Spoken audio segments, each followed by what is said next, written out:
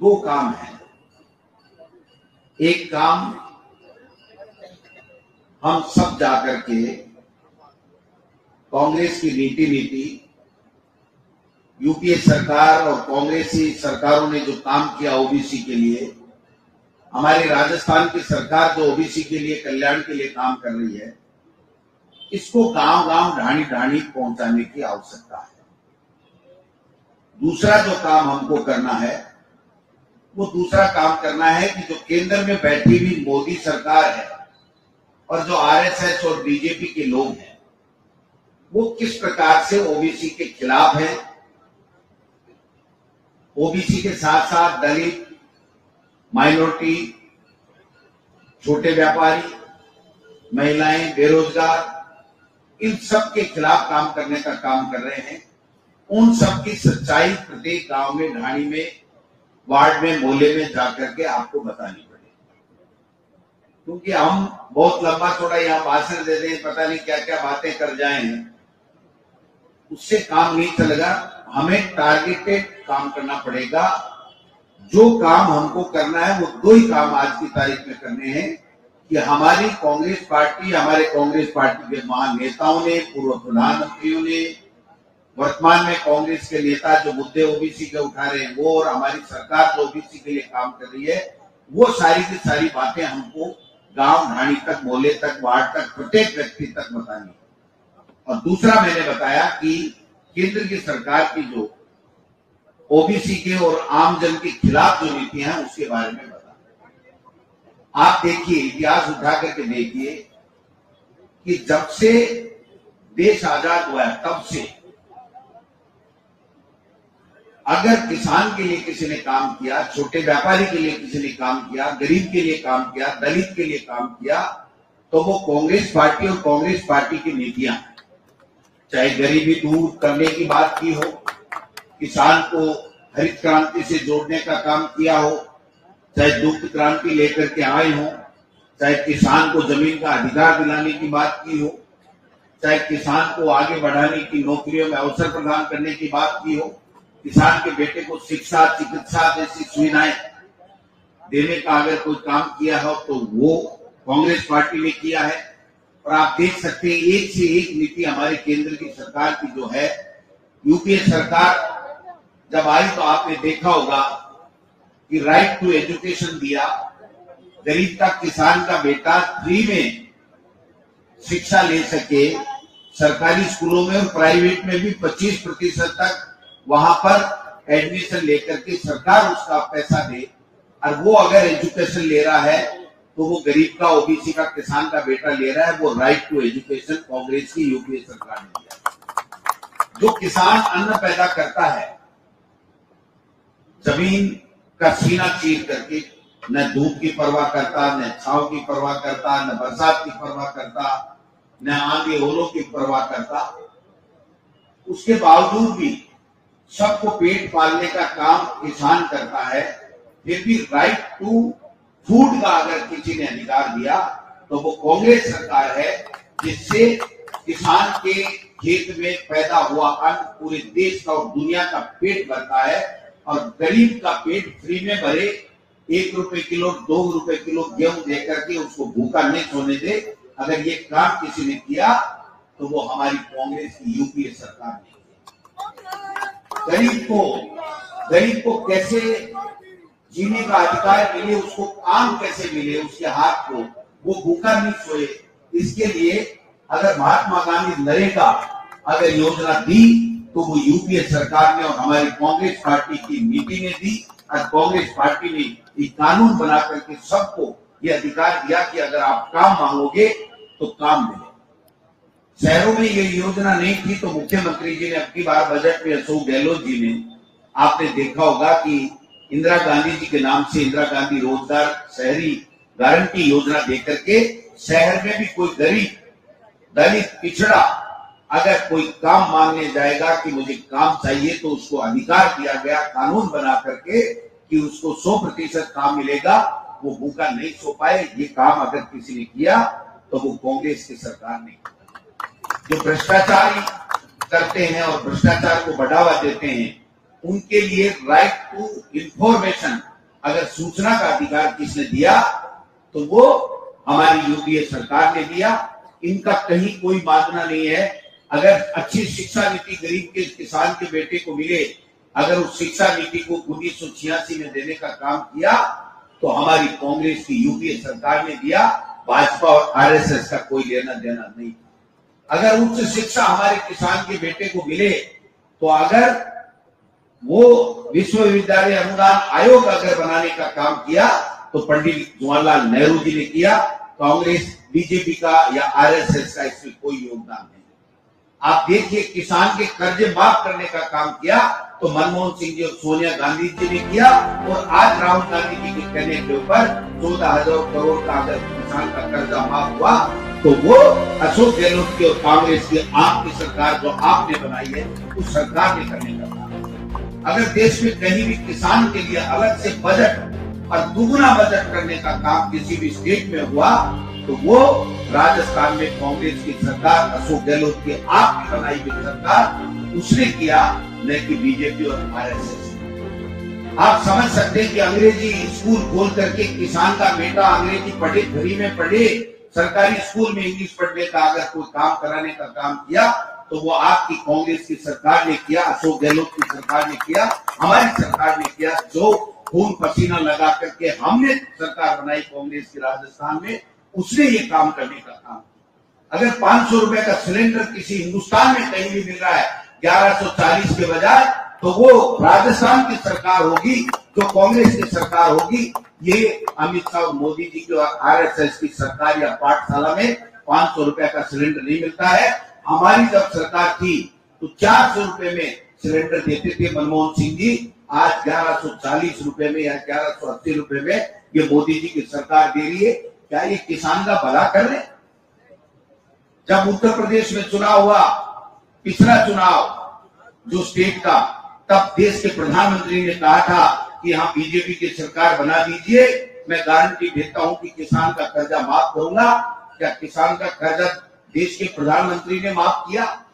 और चुनाव जीतने के बाद में कहा राज्य जाने, राज्य का काम जाने, केंद्र की सरकार किसान का कर्जा माफ नहीं करेगी। और जब हमने यहाँ पर कर्जा माफ कर दिया तो देश के प्रधानमंत्री ये कहने लगे कि राजस्थान की सरकार और कांग्रेस के मुख्यमंत्री तो रेवड़ियां बांटने का काम कर रहे हैं, धन का दुरुपयोग कर रहे हैं। ये वो सरकार है, ये मोदी सरकार है जो किसान की अगर कोई मदद कोई सरकार करती है, कोई पार्टी की सरकार करती है तो उसको रेवड़ियां बांट करके कह करके उसको तिरस्कार करने का काम करते हैं। ये ओबीसी विरोधी उनकी विचारधारा, मानसिकता की बात है। अगर एससी और ओबीसी को अगर कोई आरक्षण का प्रावधान दिया तो बाबा साहब भीमराव अम्बेडकर और कांग्रेस पार्टी ने दिया था। आज मोहन भागवत कह रहा है कि इस आरक्षण को खत्म कर दीजिए और पूंजीपतियों का देश, जो केवल पूंजीपति इस देश में रह सके, बाकी गरीब ओबीसी के लोग, एससी एसटी छोटे व्यापारी नहीं रह सके। इस प्रकार की अगर विचारधारा कोई काम कर रही है तो वो आरएसएस की विचारधारा काम कर रही है। आप देखिए, अगर 25 लाख रुपए तक का गरीब का किसान का बेटा बीमार हो जाए, उसको फ्री में इलाज का काम किया तो वो हमारी कांग्रेस की सरकार ने किया। अगर दुर्घटना हो जाए, भगवान ना करे, तो 10 लाख रुपए तक का बीमा करने का काम हमारे मुख्यमंत्री जी और हमारी कांग्रेस की सरकार ने किया। अगर 2000 यूनिट किसान को फ्री बिजली राजस्थान में देने का काम किया तो मैं समझता हूं कि कांग्रेस की सरकार ने किया। अमित शाह और मोदी ने 9 साल तक दिल्ली में सरकार चलाने के बाद में भी नहीं किया। और आज उत्तर प्रदेश में अगर किसान को 1 रुपया भी अगर मिल रहा है बिजली के पेटे, तो आप मुझे बता दीजिए। जहां पर 2 बार सरकार बन गई और हमारे यहाँ पर हमारी सरकार और हमारे मुख्यमंत्री जी ने यहाँ पर 2000 यूनिट किसान का फ्री, यानी 15 HP का कनेक्शन वाला किसान 1 रुपया नहीं देगा। वो जो 25,000 रुपए के लगभग उसका बचत होगी बिलों की, 12 महीने में देता था, उससे अपने बेटे का, अपने परिवार का पालन पोषण ठीक करेगा, उसको अच्छी शिक्षा दिलाएगा, अच्छे कपड़े ला करके देगा, अच्छा खाना खिलाएगा। इसके ऊपर काम करने का काम किया है। अगर किसी ने, आप देखिए कि बेरोजगारों को रोजगार देने का सबसे बड़ा अगर काम किया, जिसमें किसान और ओबीसी के बहुत से लोग हैं, छोटे व्यापारी भी है, व्यापारी का बेटा भी है, उसको अगर बेरोजगारी भत्ता देने का काम किया और 3.25 लाख नौकरियों का रास्ता खोलने का काम किया, तो हमारी सरकार और कांग्रेस की सरकार ने किया। ये बीजेपी और आरएसएस ने नहीं किया है। अगर 100 यूनिट फ्री बिजली देने का काम किया तो हमारी सरकार ने किया, इन्होंने नहीं किया। आप 90-92% लोगों के बिजली का बिल, चाहे वो कृषि हो और घरेलू हो, दोनों जीरो आने का काम हुआ है। तो क्या किसान को मजबूती मिली है या फिर मोदी जी मजबूती दे रहे हैं? आप बताइए, आपको फैसला करना है। ये सब बातें आपको गांव में ले जाकर जाने की। अब की बार मुख्यमंत्री जी ने कमाल कर दिया। कमाल इसलिए कर दिया कि किसान के घर में बच्चों को दूध पिलाने के लिए जो दुधारू पशु है, वो जो इस बार लंपी की बीमारी में मर गया, उसको 40,000 रुपए भी देंगे और आगे से 2 दुधारू पशु का फ्री के अंदर रजिस्ट्रेशन आप करा दीजिए, 1 रुपया नहीं लगेगा। उस पर दोनों का 40,000 रुपए अगर खुदा न खास्ता कुछ किसान का पशु के गड़बड़ होगी तो उसको राजस्थान की सरकार पैसे देगी, जिससे वो दोबारा दुधारू गाय ला करके या भैंस ला करके अपने दुधारू जानवर से वो ला करके अपने बच्चों को दूध, दही और मक्खन खिला सके। यह अगर किसी ने काम किया तो हमारी सरकार ने किया है, इन्होंने नहीं किया। तो ये भाई और बंधुओं बताना पड़ेगा गांव में जाकर के। अरे इन्होंने क्या किया? नोटबंदी, किसी किसान का भला हुआ नोटबंदी से? जीएसटी, किसी किसान का भला हुआ? 3 काले कानून, किसी का भला हुआ? किसी ने मांग की थी, 15 महीने तक खून के आंसू रुला दिए, 700 हमारे किसान के बेटे शहीद हो गए और इनको शर्म भी नहीं आई। जब सुप्रीम कोर्ट में लगा कि ये तो उल्टा पड़ जाएगा और ये किसान मानने वाले नहीं है, तो इन्होंने जो है वो इन 3 काले कानूनों को वापिस लेने का काम किया, वरना ये वापिस लेने नहीं। ये 3 काले कानून क्या थे? ये किसान की जो उपज है उसको अडानी और अंबानी और जैसे बड़े लोगों को कब्जा कराना और उनकी खेती का एमओयू करके उनसे जमीन छीनने का, और जमीन के अधिकार और जमीन के ऊपर जो पैदावार किसान करता है उसको छीनने का काम था। इसके अलावा कुछ भी नहीं था। किसी किसान का भला नहीं होने वाला था। एक भी हिंदुस्तान के किसान ने कभी इन 3 काले कानूनों की मांग नहीं की। तो मैं जितना आप कहो मैं शाम तक बोल सकता हूं, क्योंकि मैं भी सौभाग्य से किसान का बेटा हूं, किसान के घर में मैंने जन्म लिया है। और यहाँ पर हम सब, चाहे वो स्वर्ण जाति के लोग भी हैं, लेकिन वो साधारण परिवार में जन्मे हुए हैं, अडानी और अंबानी जैसे परिवारों में जन्मे हुए नहीं है। यहाँ सब जानते हैं कि भला कौन कर रहा है, बुरा कौन कर रहा है, थोते भाषण कौन दे रहा है, अत्याचार और अन्याय कौन कर रहा है, सीबीआई इनकम टैक्स और जो सीबीआई इनकम टैक्स और ईडी का दुरुपयोग कौन कर रहा है, तानाशाही कौन कर रहा है, ये सब जानते हैं। इसलिए ये बताना पड़ेगा। गांव गांव में ढाणी ढाणी में कह रहे हैं कि जाकर के हमको ओबीसी के भाइयों को बताना पड़ेगा। हम ओबीसी के जितने भी भाई आए, मैं इनसे कहना चाहता हूं, हम स्वर्ण जाति के खिलाफ नहीं है। हम ओबीसी के लोग और स्वर्ण जाति के लोग एक ही हैं। हम अपने अपने अलग अलग प्लेटफॉर्म के ऊपर अपने अपने समाज में बैठी हुई कुरीतियों को मिटाने का काम करें, और हम जो सरकार हमारा भला करती है उस सरकार को मजबूती देने का काम करें, उसकी रीति को आगे बढ़ाने का काम करें, और सब भाइयों को साथ लेकर के हमारी सरकार 24 तारीख से, आपको पता होगा कि महंगाई राहत कैंप लगा रही है। आप समझ रहे हो महंगाई राहत कैंप क्या होती है? 19,000 करोड़ का पैकेज मुख्यमंत्री जी ने इस बजट में दिया है। ये 10 योजनाएं जो मैंने अभी आपके सामने, सबके सामने बोली है, इन सब का फ्री में रजिस्ट्रेशन होगा। इनसे सीधा डायरेक्ट आपको सबको लाभ मिलेगा, और जिससे आप महंगाई से राहत भी प्राप्त करोगे और आपका जीवन स्तर भी सुधरेगा। आपकी जो आमदनी इन चीजों में खर्च हो जाती थी, वो आमदनी बचेगी। इसलिए अपने बच्चों का अच्छे तरीके से परवरिश कर पाओगे, अच्छे तरीके से उनके एजुकेशन करा पाओगे, अच्छी उनको नौकरी मिले, अच्छा वो व्यवसाय करें, इस लायक आप बना पाओगे। इसलिए ये काम करने का काम हमारी सरकार और मुख्यमंत्री ने किया है। और मोदी जी कहीं का विरोध है, थोता भाषण टेक है, समझ लोगे, थोता भाषण देवे। 2 बार प्रधानमंत्री जी अजमेर में और जयपुर में आप 13 जिला राजस्थान का जगह है, बाकी ERCP परियोजना है, बिन में राष्ट्रीय परियोजना बना चुकी। और मुख्यमंत्री जी की बनाई योजना है वसुंधरा राजे जी, आपने बनाई बोली। अरबा राष्ट्रीय परियोजना आज तक गजेंद्र सिंह जी शेखावत जल संसाधन मंत्री राजस्थान का है, लेकिन बा परियोजना राष्ट्रीय परियोजना को नहीं बनी। पूछो क्यों को नहीं बनी? दो ही कारण है, या तो बाने किसान तथा गरीब पानी नहीं मिल रहे सिंचाई को पीने को, बाकी बाने चिंता नहीं है, और या वसुंधरा जी की रड़क काट बचावे।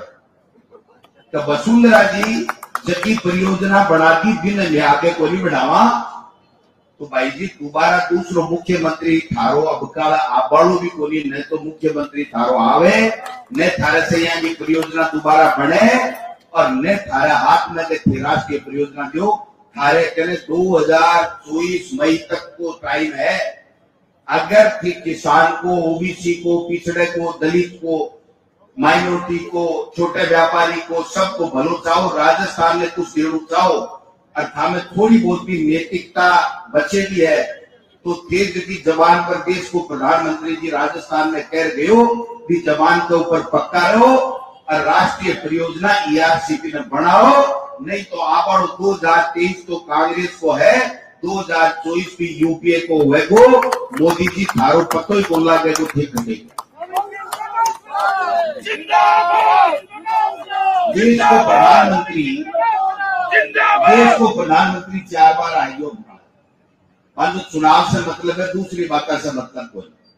भीलवाड़ा में आयो, बांसवाड़ा में आयो, काल परसों भरतपुर में आयो, और काल परसों मुख्यमंत्री जी रेलवे भी में काचरियावाद साहब जुड़िया। चारिया में भाषणा में एक भी लखड़ी की बात करेंगे, एक भी चौकी बात करेंगे, एक भी काम की बात करेंगे, एक भी राजस्थान के हित की बात करेंगे, एक ही ओबीसी के हित की बात करेंगे। तो बाबा जी फिर की आरती उतारा खरी। देश का प्रधानमंत्री हो जे, और देश के प्रधानमंत्री सबको प्रधानमंत्री में मेरो भी है, थाको भी है, चाहे वह बीजेपी है, चाहे 36 कोमा है, चाहे कोई पार्टी है, सबको प्रधानमंत्री है नरेंद्र दास मोदी।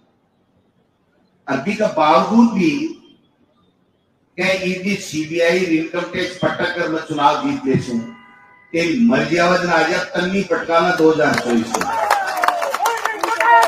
अब मना बताओ, अब प्रताप सिंह जी के कोई ईडी वाला हाथ डाले ना बोली ना दवाई बन जाएंगे, ये ले लिया हम लोग है बात भी नहीं आवे।